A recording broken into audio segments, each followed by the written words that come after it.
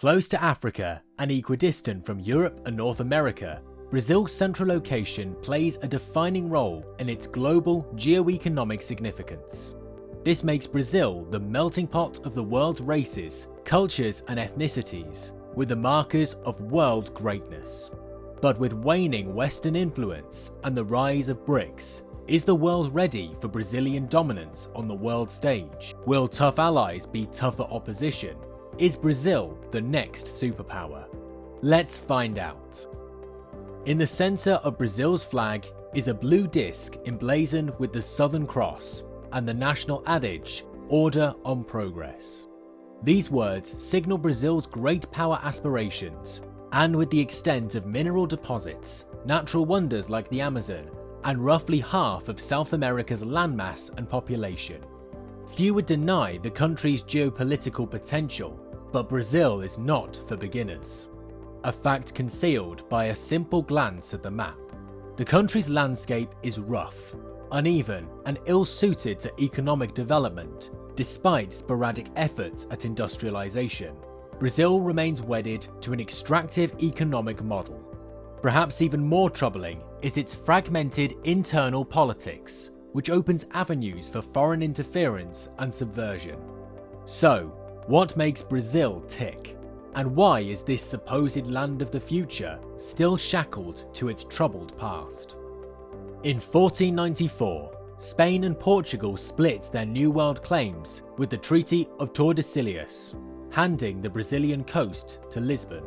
Yet, the development potential of this land was not immediately obvious.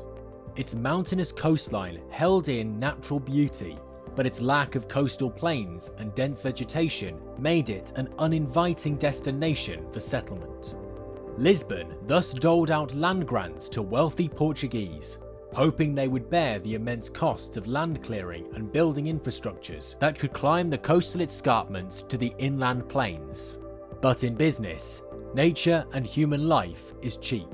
Whatever development took place formed around economies of scale, especially cash crops with a high value to weight ratio like sugar.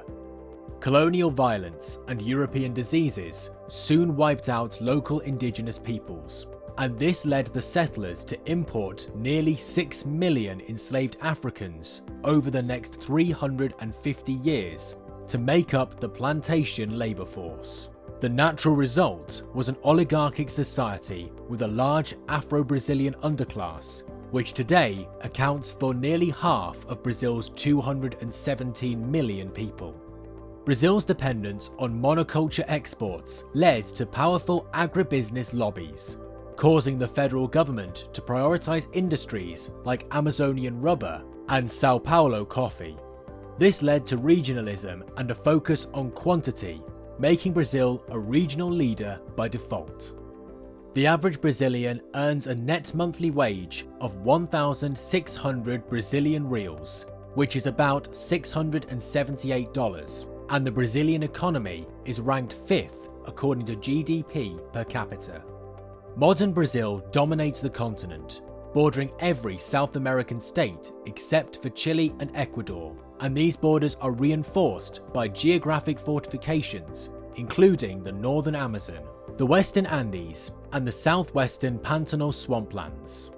This gave Brazil the cover needed to expand onto the Cerrado, a Greenland-sized tropical savanna containing most of its arable land. But going from colony to great power was not easy. Regional development. Developing the Cerrado region was especially problematic. Its acidic soils require terraforming to produce conventional crops, and though it borders the Rio de la Plata river system, access to the estuary rivers is limited since Brazil's borders generally terminate above the point where the rivers become commercially inevitable.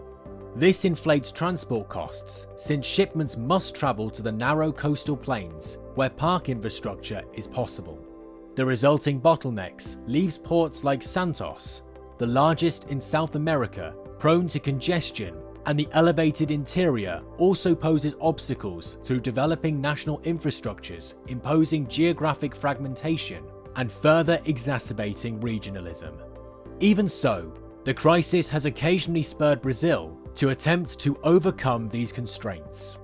Collapse in global markets in the 1930s induced a payment crisis, but it also weakened agribusiness lobbies, allowing Brazil's autocratic leader, Getúlio Vargas, to pursue industrial development based on import substitution.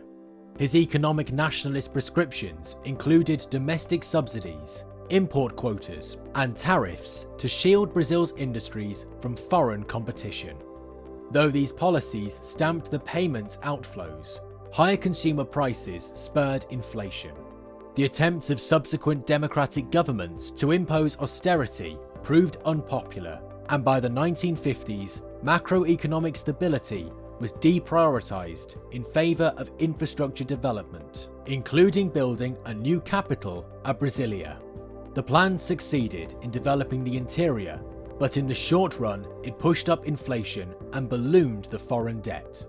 In 1964, the old political guard opposed tax increases, nationalizations, and land redistribution, conspiring with the military and the US Embassy. Military dictatorship. The military dictatorship that followed implanted austerity, cut imports, expanded exports, and allowed foreign capital while the economy stalled for years. By the 1970s, state-led industrialization began paying dividends.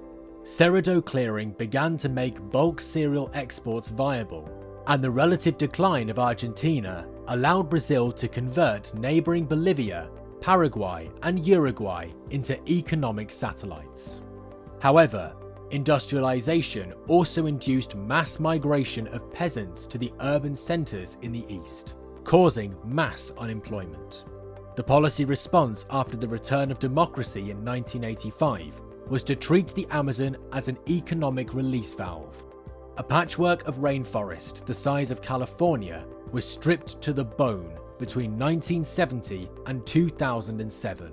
But that wasn't the end of it. Discovery of more national resources. The discovery of the pre-salt oil field in 2006 reinforced the tension between ecological order and economic progress as the largest hydrocarbon discovery in the Western Hemisphere in the last 30 years. It contained 8 billion barrels of recoverable oil, allowing Brazil to become a top oil producer, but the discovery also attracted unwanted political intrigue in 2009.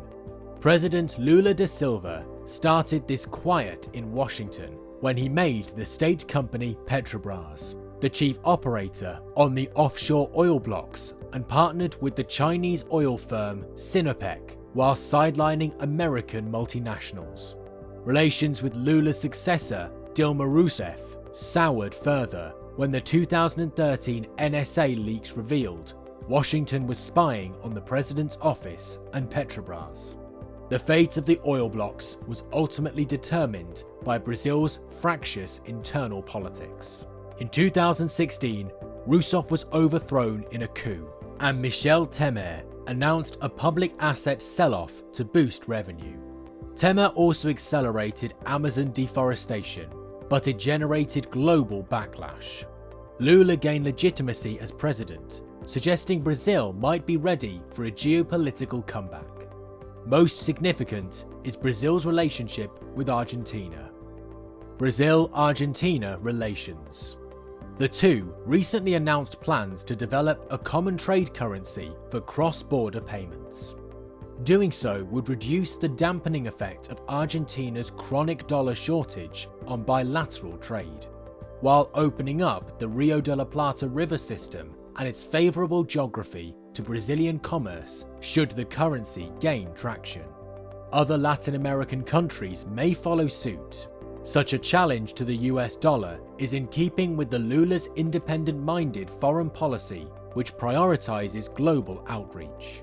During his first term, Lula engaged Iran, opposed the Iraq War, and formed BRICS with Russia, India, China, and South Africa.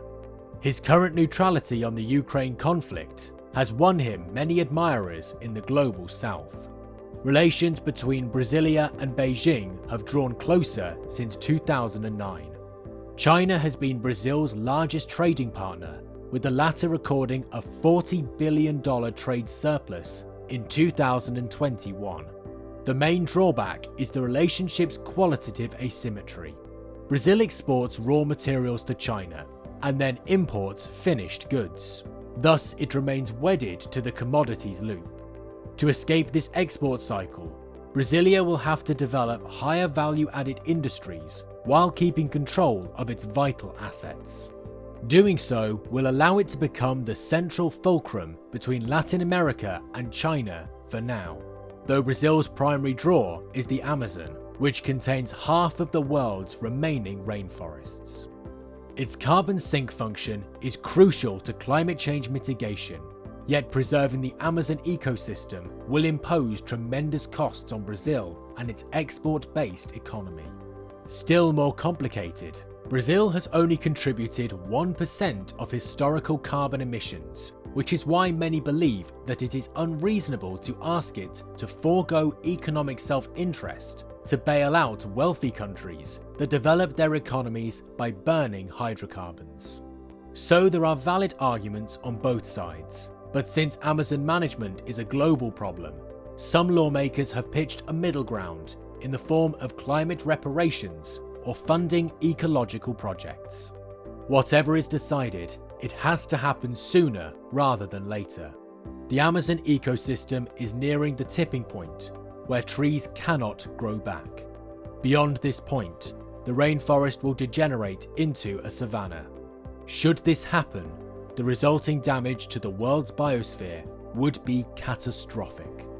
While reinforcing its extraction-based economy, the resulting pockets of influence frustrated national development, while promoting regionalism and opening avenues for foreign interference. And yet Brazil is still the most powerful state in South America, with the diplomatic credentials to be a globally respected middle power in the future.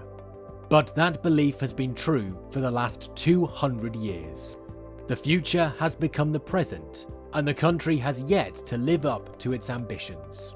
Brazil's real GDP is projected to grow by 1.7% in 2023 and 1.2% in 2024. Lower employment growth, still high inflation, and tighter credit conditions will limit household spending capacity despite higher social transfers. The private investment will continue to rise, but at a slower pace.